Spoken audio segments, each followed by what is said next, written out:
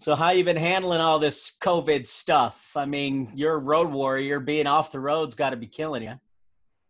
It hasn't, actually, uh, it's been a blessing and a bummer all at the same time. We're just very excited about the new record, and we put a band together that half of us were the Night Sweats, and then the other half weren't. And we all thought, even just in the rehearsals, that playing these kind of shows and this record would, I don't know, help contribute to just bring something different into the Night Sweats' next record.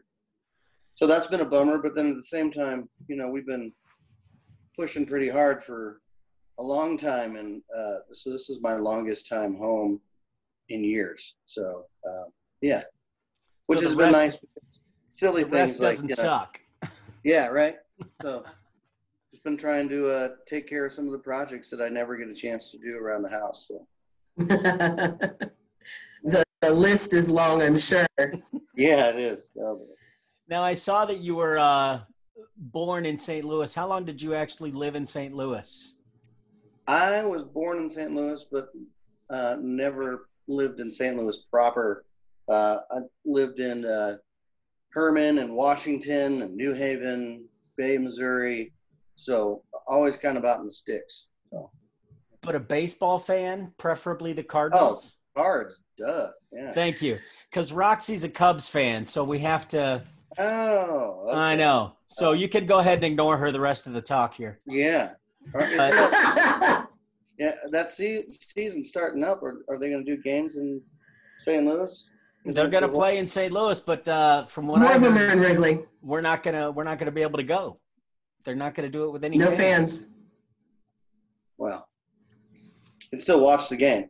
That's right. That's the key. We'll get back to that. One thing that I wanted to ask you was, how is it that you came to the realization that you had so much different inside you to go the direction you did with the solo record? I mean, obviously, you don't even have to be a music lover to tell there's a difference between like the Night Sweat stuff and the solo stuff. Right. When I go to write anything, or even with the Night Sweats, there was a lot of songs that just for the last record that I knew weren't going to fit or weren't appropriate stylistically. And so I'm influenced by a lot of different things, and so I keep trying to challenge myself as well. And so I don't know how, I guess I originally was going to make a record just for fun with Richard Swift. And then of course Richard passed away. And then, so the record kind of, the premise sort of changed, I guess, or the ideas of the songs changed. And some kind of dealt more with his death than I had originally hoped for it. Yeah. Then. Right. For those who don't know, is Richard was a collaborator of yours. How did his passing change things as far as the record is concerned? Because again, I mean, we're talking completely different styles, not just musically, but lyrically. Yeah, I mean, when it was going to be him and I working on stuff, we were intentionally going to try to do something different than the Night Sweats and kind of aim more for the Nielsen Does Newman kind of vibe. And so there's, songs like All or Nothing on the record that have that feeling. But it was something we both really liked. And then throughout the process of making the record with James Barone and Patrick Meese, we'd all worked with Richard. So we're like, all right, well, what would Swift do on this, And just try to approach it with his ears, which is a hard thing to do because he's always kind of came out of left field with some ideas and just be like, what? So okay, I'll do it if that's what you think I should do, and you're kind of in a vulnerable situation when you're working with somebody like that. And either they can, it can be like a very life-changing thing, or it can be a very damaging thing. Fortunately for us, it just like only, made our love and friendship grow for each other. And and it's nice to be challenged on your ideas sometimes, you're not always right. So Yeah. What? No. It's my autobiography title. Well, I've been lucky enough to catch you numerous times. The first time right here in Peoria, and I have to show you this. It was another yeah. sold out show back in 2016. So, Yeah. and then I caught you at Lou Fest in 2017, and you paid tribute to rock pioneer legend Chuck Berry, another Missouri musician. Yeah. And I'm telling you, goosebumps and tears.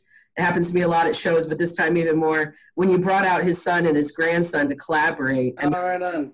Dude, that was, whew, it got me in the feels. And I wondered, are you down with collaborations? Is that something that you would do in a studio and maybe like an album of collaborations? Seems to be the thing right now. And I think it brings out the best in all the musicians and artists. What are your thoughts? Yeah, I mean, I love writing with other friends and just kind of switching it up. You know, it's always a good way to challenge yourself, and you know, because you can pretty quickly start to have this idea of the one way you do things is the only way to do things, but you know, keep introducing new ideas to make sure that doesn't happen. So that's what I've worked on for a bit now. So, yeah, and certainly not opposed to doing a record of collaborations. I might wait, since right now everybody's doing it, but yeah. Right. Right. It's very trendy. It's on trend. It's such a good idea. Everybody's doing it. So yeah. I could see you and Willie. That's a dream of mine. So if you can make that happen, you and Willie. We just put out a 40. Yeah, we did release a 45 for our foundation Marigold project, and on one side there's a birthday song I wrote for Willie in sort of Willie fashion, using sort of referencing a bunch of Willie Nelson songs, and then the B side is him and I doing "It's Not Supposed to Be That Way." So, Nice. yeah. Now I'm gonna I'm have to get my intrigued. hands up. Yeah. What is the Marigold Foundation? The Marigold Project is a foundation we started. It's an endowment, and we are focused on social and economic justice and racial injustice as well. So we work in our community and a bunch of other communities and try to raise awareness, we raise money. You name it, really, like everything. We just had we just had a summit with the Highlander Center, and it was just kind of like bringing a bunch of people together to like just talk about like how we can show up for racial justice. Like how do we, you know, what do we need to do? How do we need to listen? How do we need to change? Like, what is our commitment to our community and to ourselves to see change, you know?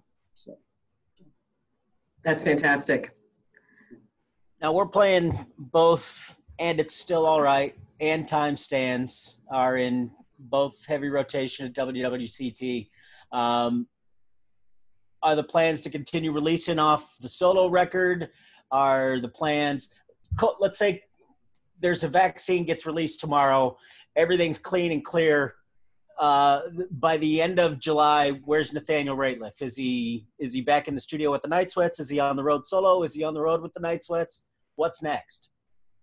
You know, I would love to tour more on this record we just put out. But you know, if we're on tour on this record, I'd probably still be writing songs for the Night Sweats. So, you know, try to stay ahead of myself, and this time off is really important for that. But really, it's just kind of, you know, right now we're just trying to figure out, you know, what our game plan is, and just trying to be responsible and not put anybody in danger. So, Right. Are you going stir crazy a little bit? no, I'm actually doing pretty good. Well, see, and that's the thing, because for me, I never really got anything different, because you don't shut off the radio. So I was going in every day. Roxy was fortunate. She got to work from home for a little bit.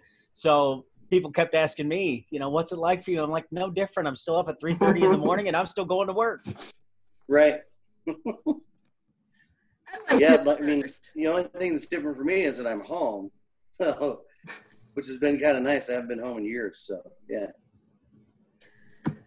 Well, real quick, I just wanted to know your genre of music is so hard to nail down. It's like Jello, and I love that. And has that been organic, where you've kind of evolved here and changed there, or has it been really well thought out? Boy, I don't know. You know, I think just like I said, there's definitely different influences that like keep, you know, I keep having different ideas out of different things that I find and listen to, and even just discover. I've been taking piano lessons, and Nice. you know, so that kind of, even the structure of that kind of changes the way I approach structure on guitar. So it just kind of keeps changing. And then, you know, songs just kind of keep showing up and surprising me just as much as they surprise you guys. So, Well, keep on doing what you're doing, because it thank sure does make us happy. Right on. We Well, we all appreciate need you more of spending that. some exactly. We appreciate you Yes, spending some yes. time with us today, Nathaniel. Best of luck. Stay safe. Don't do too much of those chores at home. Have some time for yourself. We'll see. We'll see. Well, And thank you all. if you really have the urge to do a lot of that stuff, I can give you my address, because I got a door that needs replaced. I got gutters need cleaned. All right. All right. That'd be pretty cool to have Nathaniel Rateliff. Yeah, come on by. No, he's not doing a concert. He's cleaning my gutters. There you go. Give it a couple of years. I'll be looking for work. Never know. I highly doubt I that. don't think so. All right. Thanks, man. Appreciate Thanks for your all the time, love man. and appreciate all the music. All right. Thank you guys so much. Have a good Stay day. Take care, safe. man. You